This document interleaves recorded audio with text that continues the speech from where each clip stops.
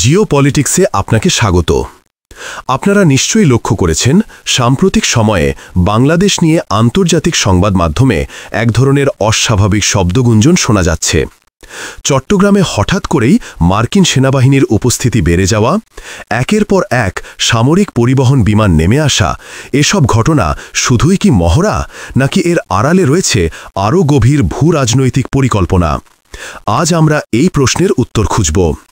সম্প্রতি বাংলাদেশের চট্টগ্রামের শাহ আমানত আন্তর্জাতিক বিমানবন্দরে অবতরণ করেছে মার্কিন C-130 সুপার হারকিউলিস পরিবহন বিমান।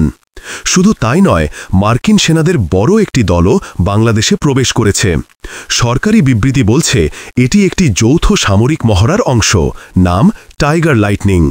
কিন্তু প্রশ্ন হল, এই মহড়া কি সত্যিই কেবল প্রাকৃতিক দুর্যোগ মোকাবেলার প্রশিক্ষণ, নাকি এর আড়ালে অন্য কিছুর প্রস্তুতি চলছে? চট্টগ্রামের ভৌগোলিক অবস্থান অত্যন্ত কৌশলগত। একদিকে ভারত, আরেকদিকে মায়ানমার, আর সাগরপথে এই অঞ্চল সরাসরি ভারত মহাসাগরের সাথে যুক্ত। ফলে যুক্তরাষ্ট্রের এমন উপস্থিতি স্বাভাবিকভাবেই প্রতিবেশী দুই দেশকে চিন্তায় ফেলেছে। ভারতের গণমাধ্যমে সরাসরি প্রশ্ন তোলা হচ্ছে, আমেরিকা হঠাৎ কেন বাংলাদেশে আগ্রহী হল? আর মায়ানমার, যাদের সাথে যুক্তরাষ্ট্রের সম্পর্ক অত্যন্ত খারাপ, তারাও অস্বস্তিতে রয়েছে। একটা জিনিস মনে রাখা দরকার, যুক্তরাষ্ট্রে প্রেসিডেন্ট বদলালেও তাদের ডিপ স্টেট বা স্থায়ী নীতি নির্ধারক গোষ্ঠী কখনো চেঞ্জ হয় না। ডিপ স্টেটই দীর্ঘমেয়াদী কৌশল তৈরি করে। আজ ট্রাম্প হন বা কাল অন্য কেউ আসুন, বাংলাদেশে মার্কিন আগ্রহ হঠাৎ করে তৈরি হয়নি।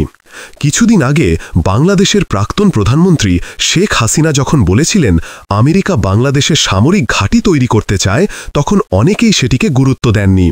কিন্তু আজ আমরা দেখতে পাচ্ছি সেই সম্ভাবনারই এক ভিন্ন রূপ বাস্তবে ফুটে উঠছে।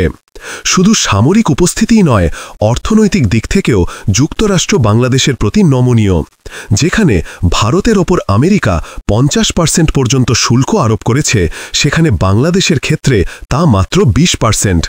এমনকি আশ্বাস দেওয়া হয়েছে এই হার আরও কমানো হবে। প্রশ্ন হল, আমেরিকা কি সত্যিই বাংলাদেশকে বিনামূল্যে এসব দিচ্ছে? ইতিহাস বলে, ভূ রাজনীতিতে কিছুই বিনামূল্যে হয় না। শুল্ক কমানোর বিনিময়ে কি বাংলাদেশকে আঞ্চলিক সামরিক খেলায় টেনে আনা হচ্ছে? আমরা যদি দক্ষিণ এশিয়ার ছবিটা দেখি, ভারত হচ্ছে সবচেয়ে বড় ও স্থিতিশীল পাওয়ার।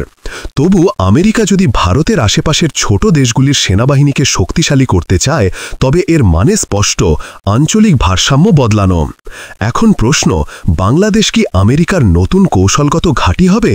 যেমন পাকিস্তানের সেনারা আমেরিকায় প্রশিক্ষণ পায়, বাংলাদেশি সেনারাও কি সেম পথে হাঁটবে?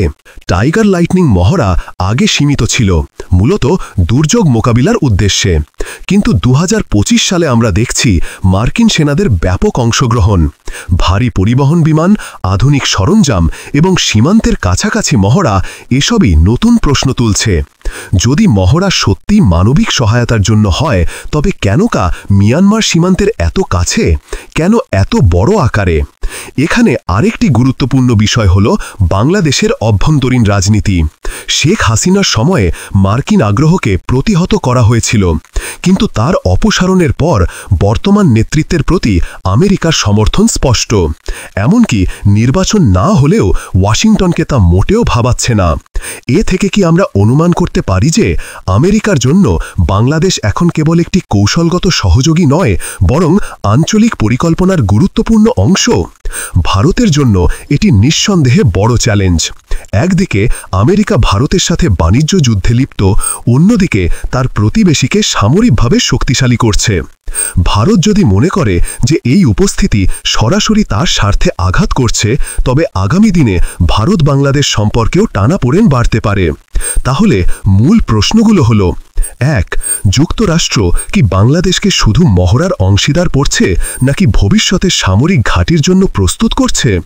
2. বাংলাদেশের বর্তমান সরকার কি কূটনৈতিকভাবে এই সুযোগ ব্যবহার করছে, নাকি অজান্তেই বড় শক্তির খেলায় পা দিচ্ছে? 3. আর ভারত ও মায়ানমার, তারা কি এই পরিবর্তনের সাথে মানিয়ে নিতে পারবে, নাকি নতুন উত্তেজনা তৈরি হবে? এ বিষয়ে আপনারা কি মনে করেন? বাংলাদেশের ভূখণ্ড কি দক্ষিণ এশিয়ার নতুন ভূরাজনৈতিক ঝড়ের কেন্দ্রবিন্দু হয়ে উঠছে? আপনার মতামত অবশ্যই নিচে মন্তব্যে জানাবেন।